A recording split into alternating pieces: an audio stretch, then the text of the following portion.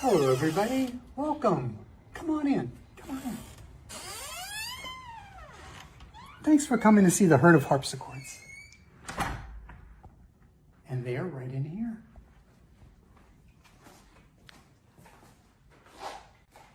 For those of you who don't know me, I'm Keith Womer, and I direct an early music group called Follia Austin Baroque, about 5 to 20 musicians. And we perform music from the time of Handel, Bach, and Vivaldi. And we also use instruments that those composers would have used when they performed their music. And what that means in this case is that they would have used harpsichords instead of pianos, because the piano at that time was still very primitive and not very reliable.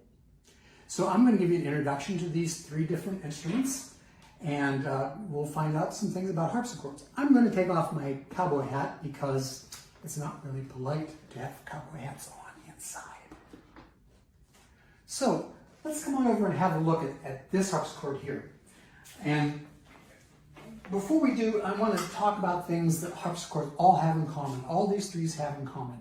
And what they have in common is that the way the harpsichord makes it sound is that the key comes up and plucks the string. That's opposed to a piano where a hammer comes up and strikes a string, or an organ where the key goes down and wind goes through pipes. We're going to see the magic here. This is how the plucking happens. This thing is called a jack. And if you look real close here, you'll see that there's a little piece. Today, many builders use plastic, but back in the day, and in fact this one, uses a bird quill, Canadian goose in this case. And it comes up, engages a string, and plucks it, just like a guitar pick will pluck a string. And then when it comes down, this piece of felt dampens the string so it doesn't ring on forever. So a harpsichord has many of these jacks. Let me show you this one.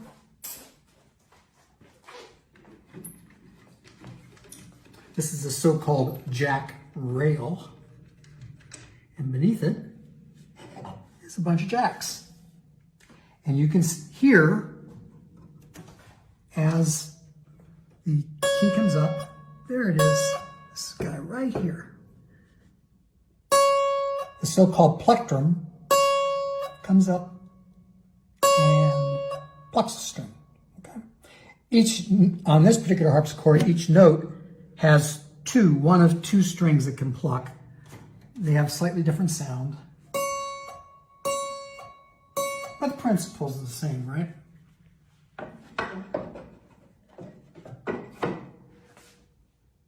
You need the jack row, you see, because if you hit the key too hard, the jacks will just come flying out, and that's very inconvenient.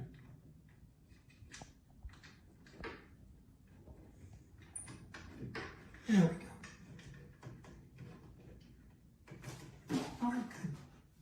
So all of these harpsichords have that in common, that they have a jack, and the jack comes up and plucks a string. Now, what happens from there, based on the country, is very different. And not only does it reflect a different engineering technique, but it also reflects a different aesthetic in terms of the sound that they wanted. Now, we're going to start with the Italians, because the Italians were the first to monopolize the production of harpsichords in the 1500s. And from an engineering design standpoint, this is about as perfect an instrument as you can get. Now, what do I mean by that? Well, the Italians took great care so that the strings speak at the physical length that is most natural to them. For example, the string at C is a certain length, maybe about 11 inches. A C, an octave below that, is twice that long. That's the geometrically correct length for the string.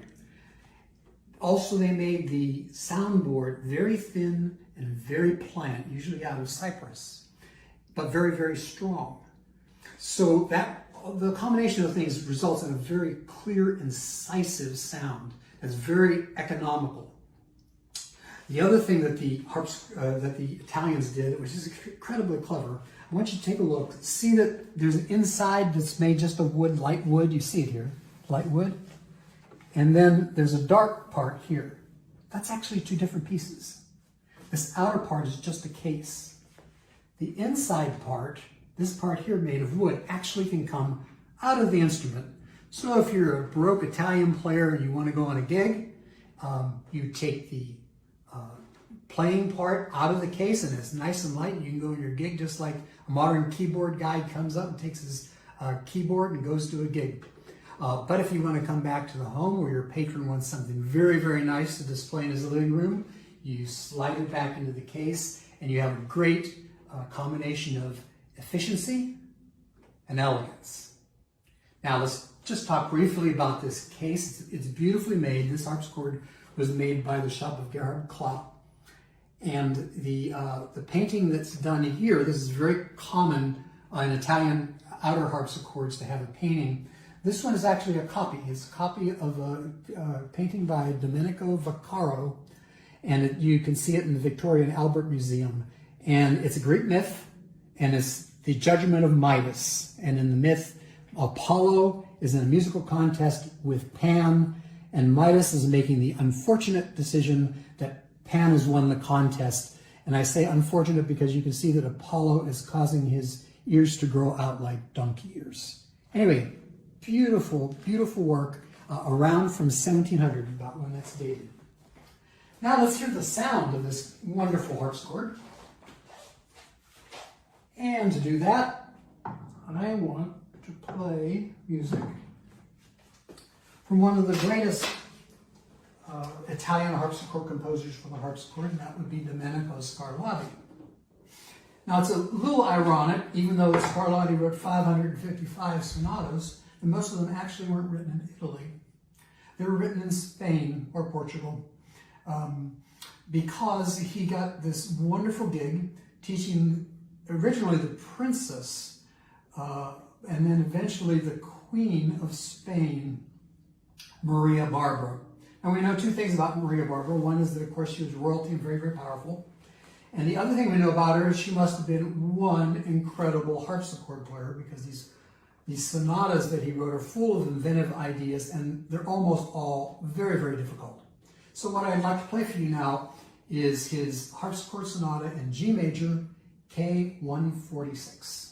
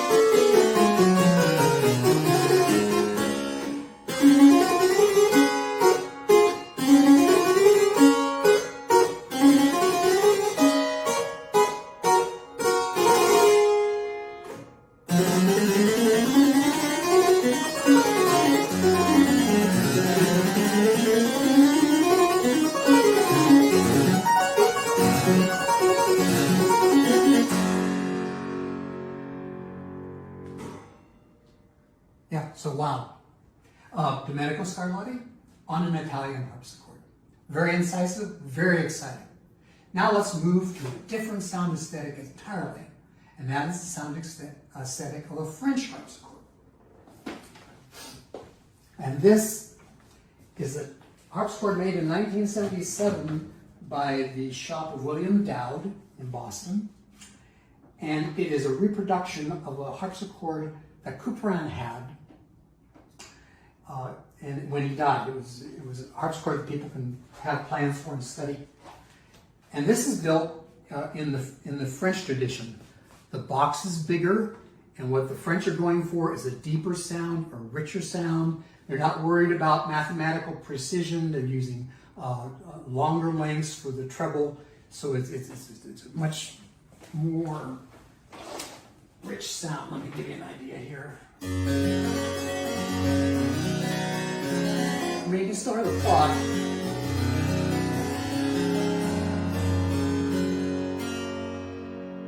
Okay. Now, the French harpsichords started introducing the idea of two manuals. Very, very few two-manual Italian instruments. There are two sets of strings. One set of strings for this manual, and one set of strings for this manual. And in fact, there's a third set of strings which speak an octave higher. So you don't hear it so much as the octave, you hear it as a timbre change. That's without, that's with. Okay. So I'd like to also show you that these instruments are also visually appealing. Of course, the Italians used the painting on the lid.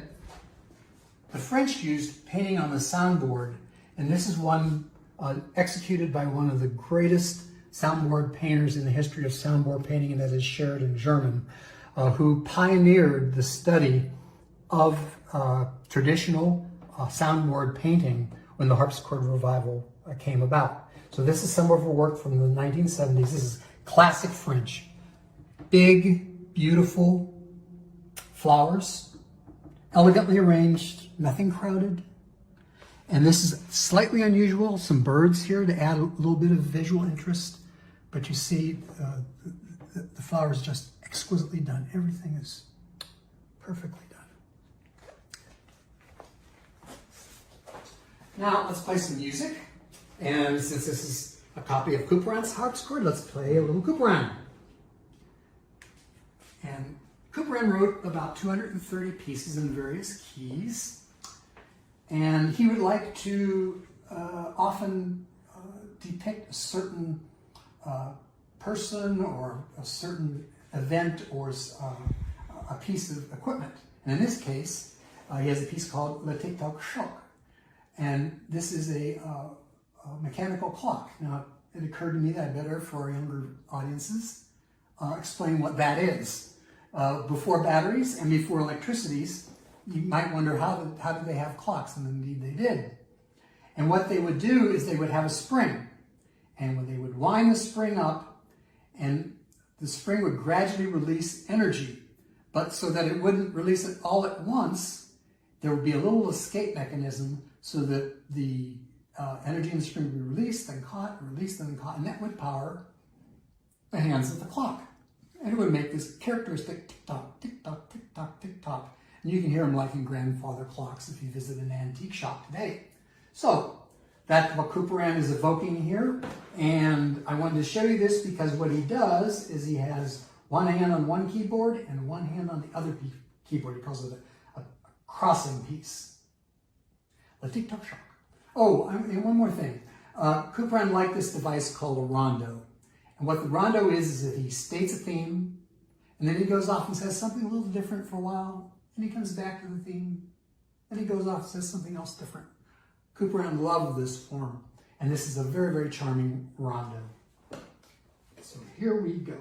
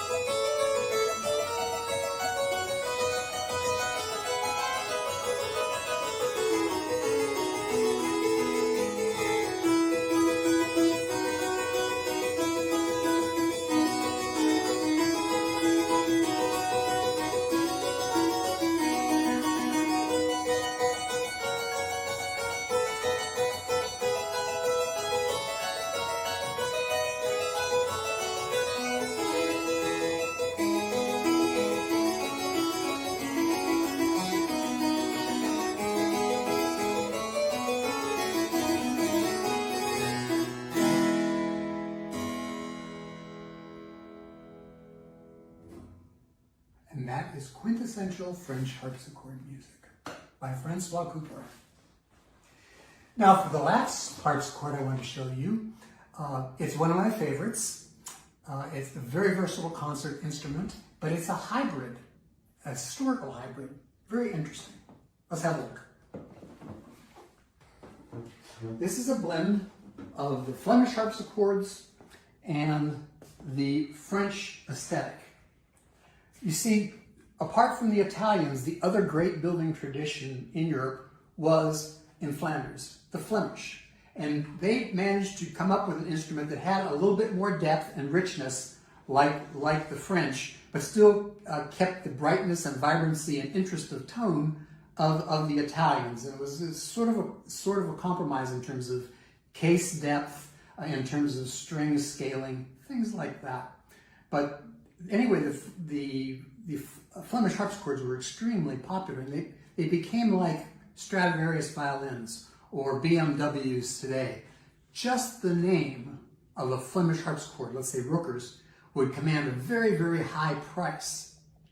So the French makers found, somewhat to their chagrin, that their patrons would pay more for them to take a Flemish instrument, which wasn't to French taste, pull out the guts and put in more keys and more strings so that they could play the French music of the day, and they could charge more money than if they made an instrument from scratch like Blanchet made that instrument over there. Very frustrating, but it was very lucrative business, and they did it with Flemish instruments, and sometimes things that they called Flemish instruments, but actually were not. So how did they do that? Well, this would be a Flemish case as it starts. There would be often two manuals, but oddly enough, you couldn't play them together at the same time. They were quite independent. So, and plus they had a shorter range.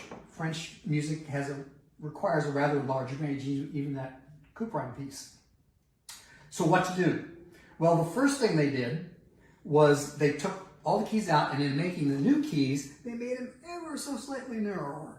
So you could stuff more keys in the available space. That's one reason I like it, because my hands are a little smaller, and this is wonderful for me. And then they were able to put in things like the French coupling mechanism. Now that still didn't give them quite the number of keys that they needed, so they had one more innovation. If you come on over here and take a look, here's another innovation. See this odd little concoction here? Well, on a Flemish, Franco-Flemish instrument, what that is it's an extra key that's stuck in there. Here we're going, here's F, here's E flat, but this one is either a B or a B flat. Turns out I need a B flat. Oh! So, okay.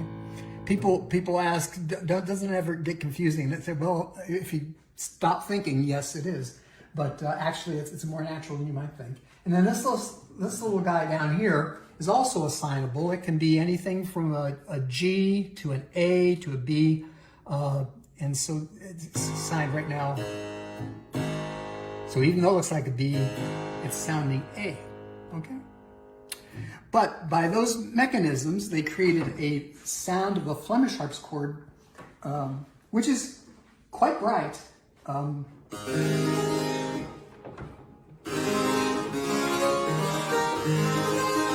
very compact, and it could play almost all of the French music. Now let's look at the soundboard painting again. Let me first say that in the tradition of most Flemish harpsichords, they papered. You can always find a painted lid, but more often they painted, and they would put some neat saying. This particular one's in Latin. The way to decode this is, think of arbor as a tree.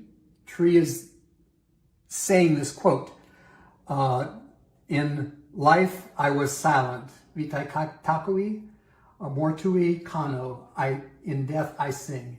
In life I was silent, tree, but in death, trees cut down, I sing. So, pretty nice little sentiment. And here's another, here's Sheridan German's signature again. And this is done in the Flemish style. You see a lot more of these filigrees. That's very Flemish. All these vibrant but smaller flowers. You see fruit now. You see a shrimp. Very whimsical. All kinds of little fruits here. You see this owl with this unfortunate mouse here. And look at the floret. It's more vibrant. The flowers are smaller, and there's more energy as opposed to elegance in it. There's a bug, isn't there?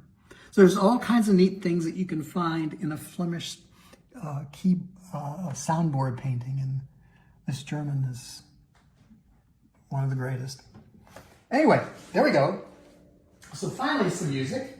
And I thought what we'd do is play some modern music, because indeed, although the harpsichord went away for a while because of the ascendancy of the piano, it may come back in the 20th century, and quite a strong one. And there's many, many pieces written now for harpsichord and instruments.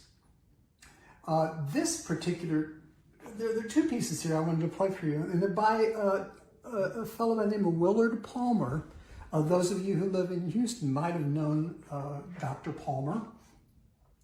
He was the chief editor for Alfred Editions. So those of you that study and use Alfred Editions, Dr. Palmer was the principal editor for that.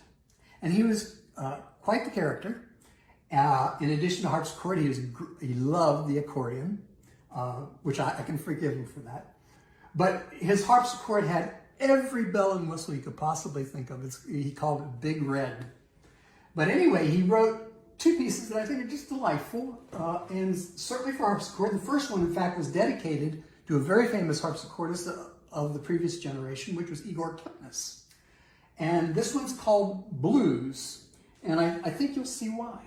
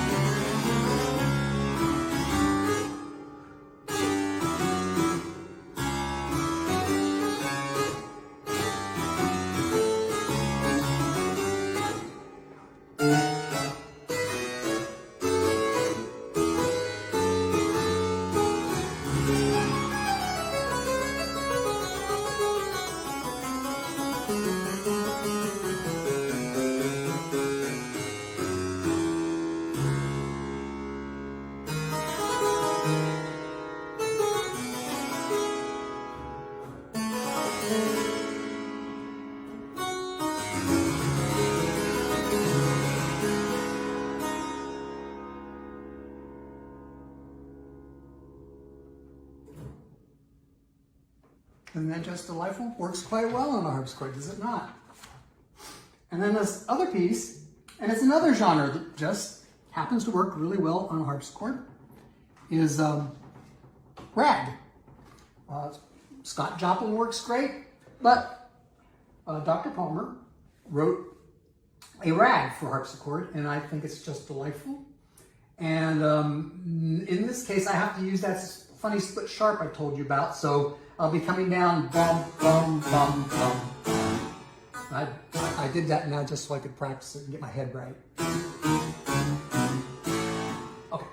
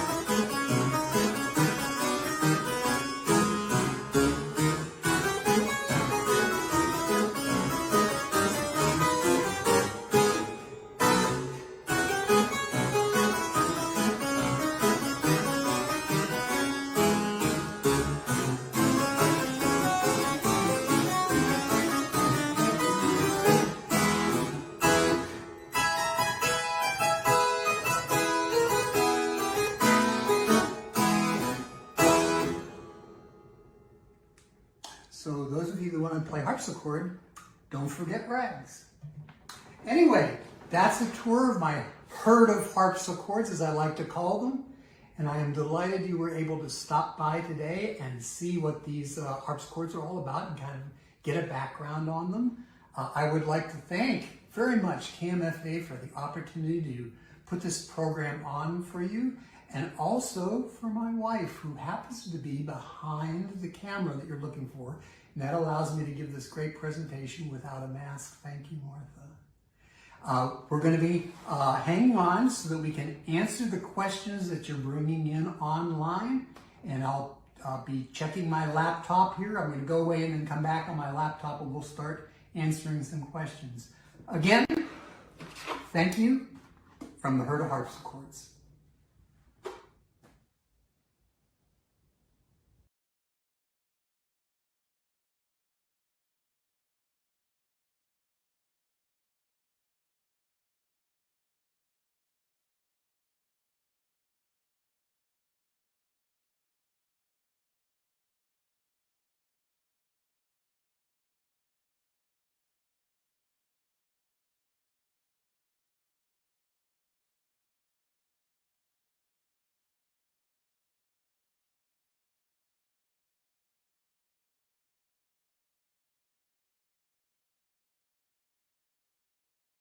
Apologies as I was getting the camera ready to do the live Q&A.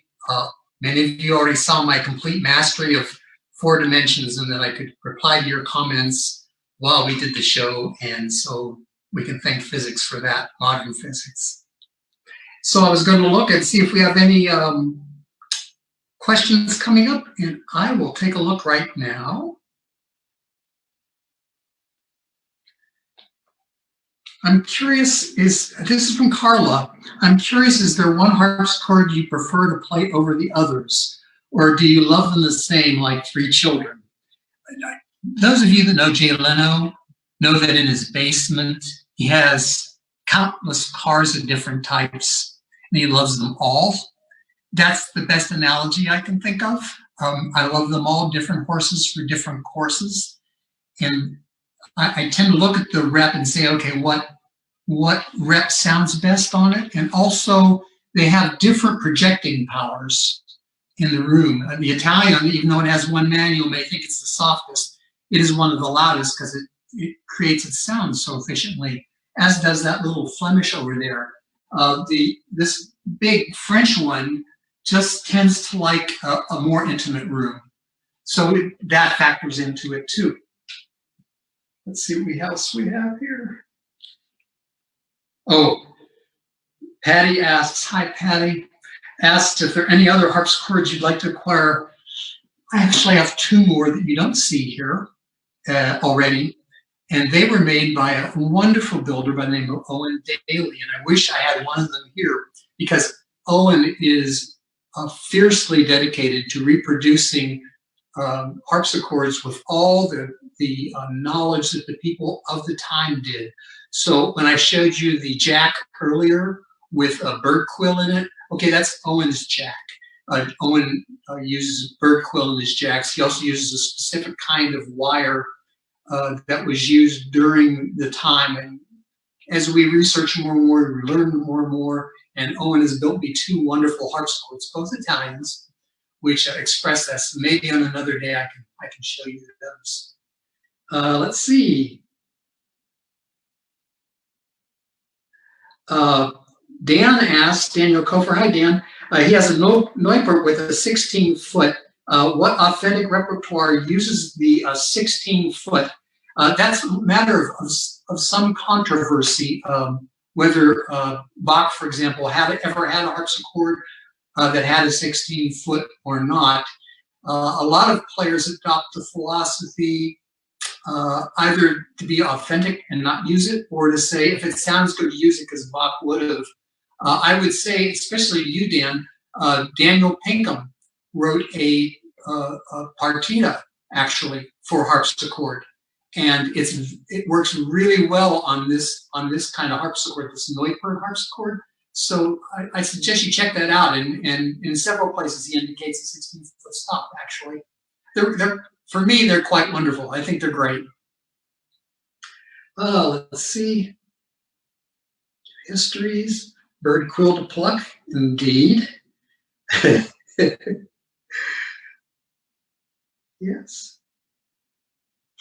Any other questions from any of you? I've been answering them as we went along, and I like so much for you to have been here. One that I noticed is tuning. These harpsichords, because they're made of wood, they don't have a steel plate to stabilize the strings and the tensions. They'll go out of tune more often than, let's say, a modern piano does. So we, depending upon the harpsichord and how much I can stand it, I try to tune. Generally every few days, but the harpsichord may be, I don't know, every. This French one tends to be stable, so it can handle every couple of weeks. When did you first learn to play the harpsichord? That happened when I was living and working in Norman, Oklahoma, which is how I know Dan and Patty in Norman.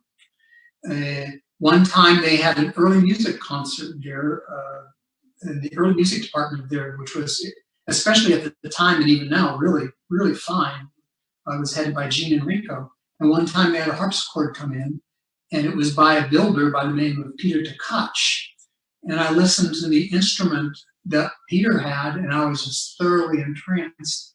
And I just asked Peter to have one built for me. That's my cat.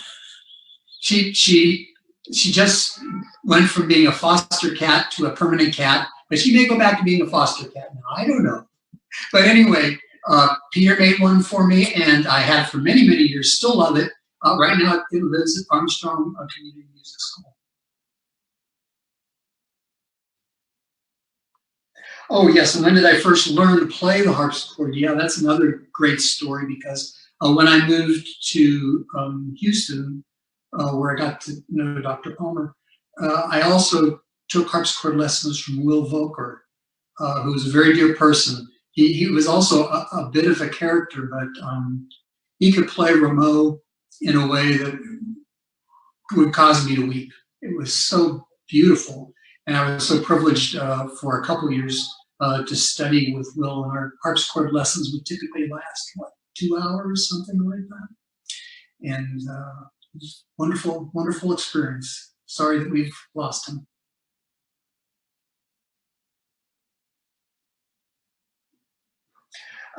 Yeah, John Coakley Foster wrote it. He said he saw Igor Kipnis play a rag on a pedal harpsichord, and John, it could very well have been this because Dr. Palmer wrote several pieces for him, as well as Dan LaPierre. Dan LaPierre, now I think about it, wrote a rag in a suite that was dedicated to Igor Kipnis. So possibly that too. Yeah, it's great. The rags work just really great on a harpsichord.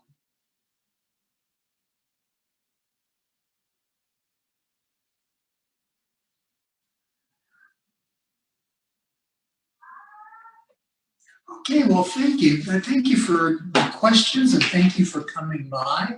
I just had a blast putting this together, and maybe we'll have an opportunity to do this again with some of the other Heard of Harpsichords instruments. But again, I'd like to thank you. And I will briefly put on this hat again just to say goodbye to you all, even though you all know now, in case you didn't know, you really shouldn't do this inside. But thank you and bless you for coming from our house, the Heard of Harpsichords. I want to thank my wife again, Martha, who's behind the camera. And just thank you all. Take care, everybody.